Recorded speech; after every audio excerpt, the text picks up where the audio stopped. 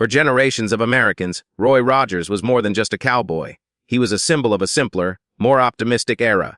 With his trusty horse Trigger, his faithful dog Bullet, and his ever-present smile, Roy Rogers rode across the silver screen and into the hearts of millions. He was the king of the cowboys, a hero whose adventures inspired children to dream of the open range and whose values of honesty, kindness, and courage became a moral compass for families across the country. But as the years passed and the world changed, the legacy of Roy Rogers faced new challenges. The museum dedicated to his life and career, once a beloved pilgrimage site for fans, has now closed its doors for good. The question that lingers is both simple and profound. Why did the Roy Rogers Museum close? And what does its fate say about the changing nature of American memory? To understand the story of the Roy Rogers Museum, you have to go back to the beginning. The museum was more than just a collection of artifacts. It was a labor of love, a family project that began in the 1960s when Roy and his wife Dale Evans decided to share their personal treasures with the public. The original museum opened in Apple Valley, California in 1967, filled with costumes, saddles, movie props, and memorabilia from Roy's long career. Visitors could see Trigger, preserved and mounted, standing proudly in the lobby. They could marvel at the parade saddles, the silver spurs, and the countless awards that Roy and Dale had earned over decades in show business. For fans, the museum was a chance to step into the world of their childhood heroes, to relive the magic of Saturday matinees and radio serials. The museum quickly became a destination for tourists and fans alike. Families made the pilgrimage from across the country, eager to see the artifacts and to meet Roy and Dale, who were often on hand to greet visitors and sign autographs. The museum was a place of nostalgia, a living tribute to the golden age of Westerns and the values they represented. For many, it was more than just a museum. It was a sanctuary, a place where the past felt alive and the worries of the modern world faded away. But as the decades rolled on, the world outside the museum changed. The Western, once the dominant genre in American entertainment, faded from the spotlight. New generations grew up with different heroes, different stories, and different dreams. The values that Roy Rogers embodied, honor, humility, faith, seemed increasingly out of step with a culture obsessed with irony and reinvention. Attendance at the museum began to decline, and the financial pressures mounted. The Rogers family, determined to keep the dream alive, moved the museum to Branson, Missouri in 2003, hoping to attract a new wave of visitors in a city known for its love of nostalgia and family entertainment. For a time, the move seemed to work. The museum found a new audience in Branson, and the Rogers family continued to share their story with anyone who walked through the doors. But the challenges persisted. The cost of maintaining the collection was high, and the number of visitors never quite reached the levels needed to sustain the operation. The world was changing faster than the museum could adapt. The rise of the internet, the decline of road trip tourism, and the shifting tastes of the public all took their toll. By 2009, the writing was on the wall. The Rogers family made the heartbreaking decision to close the museum for good. The collection was put up for auction, and the treasures that had once filled the halls were scattered to the winds. Trigger, Bullet, and even Roy's beloved Carnellie Bell found new homes with private collectors and other museums. For fans, the closure was a bitter pill, a sign that the world they remembered was slipping away, replaced by a future that seemed less certain, less rooted in the values they cherished. The closing of the Roy Rogers Museum was not just the end of a building or a collection. It was the end of an era, a moment when America said goodbye to one of its most enduring myths. But the reasons for the closure go deeper than economics or changing tastes. They speak to the ways in which we remember, the stories we choose to tell, and the heroes we choose to honor. To truly understand why the Roy Rogers Museum closed for good, you have to look beyond the simple facts of declining attendance and rising costs. The story is also about the shifting landscape of American culture, the evolution of entertainment, and the way nostalgia itself has changed in the digital age. In the decades following Roy Rogers' heyday, the Western genre lost its central place in the American imagination. The cowboy, once a symbol of rugged individualism and moral clarity, became a relic of a bygone era. Hollywood moved on to superheroes, science fiction, and complex anti-heroes, leaving the clean-cut world of Roy and Dale behind. This cultural shift was felt acutely by the museum. The children who once idolized Roy Rogers grew up, and their children and grandchildren were raised on different stories. The museum's core audience aged, and younger generations, unfamiliar with the golden age of Westerns, found little to connect with in the displays of saddles, boots, and black and white film stills. The museum tried to adapt, adding interactive exhibits and special events, but the gap between past and present proved difficult to bridge. The world was moving faster, and the slow, steady values of the cowboy seemed out of sync with the times. Another factor was the changing nature of how we remember and celebrate our heroes. In the mid-20th century, museums like Roy Rogers were places of pilgrimage, where fans could pay homage to their idols and immerse themselves in the artifacts of a shared cultural memory. But as technology advanced, the way we engage with nostalgia changed. The internet made it possible to access old movies, TV shows, and memorabilia from anywhere in the world. Fans could watch Roy Rogers films on streaming platforms, buy collectibles on eBay, and connect with other enthusiasts on social media. The physical museum, once the only place to experience the magic, became less essential. The economics of running a museum also became more challenging. The costs of maintaining the collection, paying staff, and keeping the doors open continued to rise, while revenue from ticket sales and gift shop purchases declined. Grants and donations, once a reliable source of support, became harder to secure as foundations shifted their focus to other causes. The Rogers family, who had always seen the museum as a labor of love rather than a business, found themselves facing impossible choices. Should they scale back, sell off parts of the collection, or close the doors entirely? The decision to move the museum from Apple Valley to Branson was a bold attempt to save it. Branson, with its reputation as a haven for family, friendly entertainment, and nostalgia, seemed like the perfect fit. For a while, the museum enjoyed a resurgence, drawing visitors who remembered Roy and Dale from their own childhoods. But the challenges persisted. The costs of relocation were high, and the hoped-for influx of new fans never fully materialized. The museum's fate became a symbol of the broader struggle to keep the past alive in a world that was increasingly focused on the future. There was also a personal dimension to the story. After Roy Rogers passed away in 1998 and Dale Evans in 2001, the museum lost its most powerful ambassadors. Roy and Dale had been more than just celebrities. They were living links to a cherished era, and their presence gave the museum a sense of authenticity and warmth that was hard to replicate. Without them, the museum felt less like a living tribute and more like a mausoleum. The Rogers family did their best to carry on the legacy, but the loss was deeply felt by staff, volunteers, and fans alike. When the decision was finally made to close the museum in 2009, it was met with sadness but also understanding. The world had changed, and the museum's time had passed. The auction that followed was both a celebration and a farewell, as fans and collectors bid on pieces of history. Trigger, Bullet, and Nellie Bell found new homes, and the stories of Roy and Dale lived on in the memories of those who loved them. The closure of the Roy Rogers Museum is a reminder that even the most cherished institutions are not immune to the forces of change. It is a story about the passage of time, the evolution of culture, and the ways in which we choose to remember, or forget, our heroes. The closing of the Roy Rogers Museum was not just the end of a building or a collection. It was the closing of a chapter in American cultural history. For decades, the museum had served as a bridge between generations, a place where grandparents could share their childhood heroes with their grandchildren, and where the values of the past could be celebrated in a tangible, meaningful way. But as the doors closed for the last time, it became clear that the world had moved on, and that the stories that once united us were now at risk of being forgotten. One of the most poignant aspects of the museum's closure was the fate of its most iconic artifacts. Trigger, Roy's legendary golden palomino, had been a star in his own right, appearing in nearly every Roy Rogers film and becoming a beloved figure to fans. After the museum closed, Trigger was sold at auction to a private collector, sparking both relief that he would be preserved and sadness that he would no longer be accessible to the public. The same was true for Bullet, the Wonder Dog, and Nellie Bell, the trusty Jeep.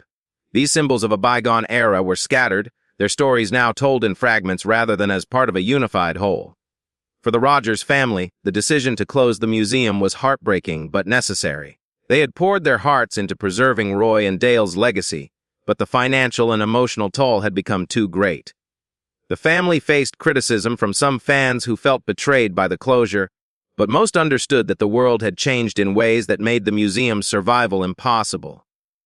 The family's hope was that, by auctioning the collection, the artifacts would find new homes where they would be cherished and cared for, even if they could no longer be displayed together. The story of the Roy Rogers Museum is also a story about the changing nature of heroism in America. In Roy's day, heroes were straightforward.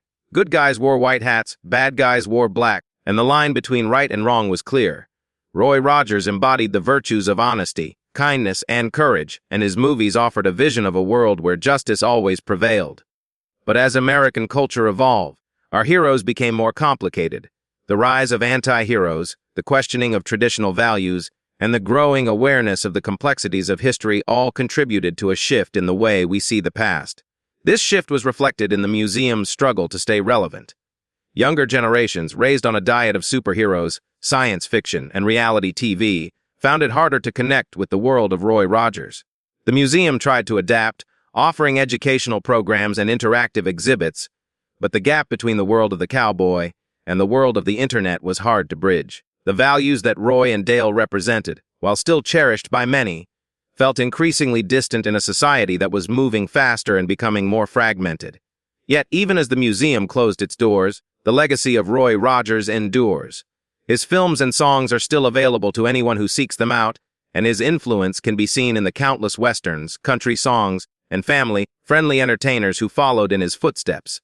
The closing of the museum is not the end of Roy Rogers' story, but a reminder that every era must find its own way to honor the past. In the end, the closure of the Roy Rogers Museum is a reflection of the broader changes in American society. It is a story about the passage of time, the evolution of culture, and the ways in which we remember, or sometimes forget, our heroes. The museum may be gone, but the spirit of Roy Rogers lives on in the memories of those who loved him, in the values he championed, and in the hope that, even in a changing world, there is still room for a little bit of cowboy magic. The story of the Roy Rogers Museum's closure is also a story about the challenges of preserving history in a rapidly changing world. Museums everywhere face similar struggles: how to keep the past alive when the present is moving at breakneck speed, and how to make the stories of yesterday relevant to the audiences of today. For the Roy Rogers Museum, these challenges were especially acute. The Western, once the backbone of American entertainment, had become a niche interest. The values and imagery that Roy Rogers represented, open skies, honest work, and simple goodness, were increasingly overshadowed by the complexities and contradictions of modern life. The museum's curators and the Rogers family worked tirelessly to keep the exhibits fresh and engaging.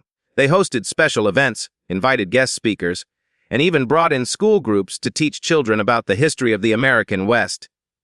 But despite their best efforts, the museum struggled to compete with the digital distractions of the 21st century. For many young people, the idea of spending an afternoon looking at old saddles and movie posters simply couldn't compete with the instant gratification of smartphones, video games, and streaming services. There was also the challenge of context. As society's understanding of history evolved, so too did the way we view the stories told by Roy Rogers and his contemporaries. The Western genre, once celebrated for its tales of heroism and adventure, came under new scrutiny for its portrayal of Native Americans, its romanticized view of frontier life, and its sometimes simplistic morality. The museum faced difficult questions about how to present these stories honestly, without glossing over the more troubling aspects of the past. For some visitors, the museum was a cherished reminder of childhood innocence. For others, it was a relic of a time that needed to be re-examined. The economics of nostalgia also played a role. As the cost of maintaining the museum rose, the number of visitors continued to decline. The Rogers family explored every option, from fundraising campaigns to partnerships with other institutions, but the financial realities were inescapable. The museum was not just a business. It was a labor of love, sustained by the dedication of a small staff and the generosity of fans. But love and dedication could only go so far in the face of mounting bills and dwindling attendance. When the decision was finally made to close the museum, it was done with a heavy heart. The final days were filled with emotion as fans made one last pilgrimage to say goodbye. The auction that followed was both a celebration and a farewell, as collectors and admirers bid on pieces of history. For many, the loss of the museum was a personal blow, a reminder that the world they had known was slipping away, replaced by a future that felt less certain and less connected to the values they cherished. Yet, even in its closing, the Roy Rogers Museum accomplished something remarkable. It brought people together, sparked conversations about history and memory, and reminded us of the power of storytelling. The museum may be gone, but the lessons it offered remain. It taught us that heroes are not just figures from the past, but ideals to be aspired to. It showed us that the stories we tell, and the way we choose to remember them, shape our understanding of who we are. The closure of the Roy Rogers Museum is a poignant chapter in the ongoing story of American culture. It is a reminder that nothing lasts forever, that every era must find its own way to honor the past, and that the values we hold dear must be renewed with each generation. The museum's legacy lives on in the memories of those who visited, in the artifacts that found new homes, and in the enduring appeal of Roy Rogers himself, a cowboy who rode into the sunset, but whose spirit continues to inspire. As the dust settled after the closure of the Roy Rogers Museum, the conversation turned to what would become of the legacy it had worked so hard to preserve. For many fans, the loss of the museum was more than just the end of a tourist attraction. It was the loss of a touchstone, a place where memories could be revisited and shared. The artifacts that once filled the museum's halls, Trigger's saddle, Dale Evans' costumes, the parade of silver spurs and movie posters, were now scattered across the country, each piece carrying a fragment of the larger story. Some found homes in other museums, others in private collections, and a few in the hands of devoted fans who saw themselves as caretakers of a fading dream. But the closing of the museum also sparked a broader reflection on how we remember our cultural icons. In the age of the internet, the way we engage with history has changed dramatically. Where once a museum was the only place to see Roy Rogers memorabilia, now anyone with a computer or smartphone can access photos, videos, and stories from anywhere in the world. Online communities keep the memory of Roy and Dale alive, sharing rare clips, personal anecdotes, and digital archives that reach far beyond the walls of any physical building. In some ways, the spirit of the museum lives on in these virtual spaces, where fans can gather, reminisce, and introduce new generations to the king of the cowboys. Yet, there is something irreplaceable about the experience of standing in front of a piece of history, of seeing Trigger's bridle up close or reading a handwritten letter from Roy to a young fan. The tactile, personal connection that a museum offers cannot be fully replicated online. For those who made the pilgrimage to Apple Valley or Branson, the memories linger. A handshake from Roy, a smile from Dale, the sense of stepping into a world where good always triumphed and the hero always rode off into the sunset. The story of the Roy Rogers Museum is also a lesson in the challenges of legacy. Roy and Dale were not just entertainers, they were symbols of a particular vision of America, one rooted in optimism, decency, and faith. Their movies and songs offered comfort during difficult times, from the Great Depression to World War II and beyond. But as the decades passed, the world changed, and the stories that once united us became more complicated. The museum's struggle to survive was, in many ways, a reflection of the broader struggle to hold on to the values and ideals that defined an earlier era.